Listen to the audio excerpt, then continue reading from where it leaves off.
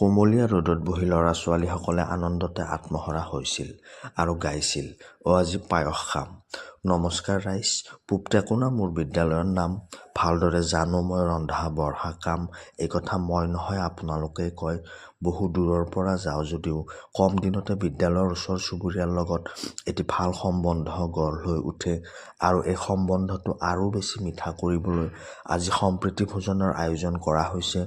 ভোজন মানেতো জানেয়ে, সম্প্ৰীতি মানেও দেখোন মিলা-মিছা বুলি জানে। পিছে ঊল গুঠিব জানে নে নাজানে? 680 টকা খৰচ কৰি কাজু, খিচমিচ, গাখীৰ, চেনি, চাউল আনি বনোৱা হৈছে পায়স। বাটি চিষ্টেম কৰি বিতৰণ কৰা হ'ব, খোৱা হ'ব আৰু ঘৰা-ঘৰি যোৱা হ'ব আৰু আপোনালোকক দেখুওৱা হ'ব। বিশেষ নাই, ভিডিঅ'টো লাহেকৈ শেষেই হ'ব।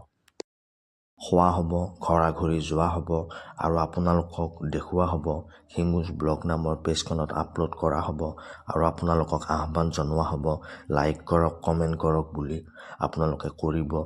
বিশেষ নাই, ভিডিঅ'টো লাহেকৈ শেষ হ'ব। ধন্যবাদ।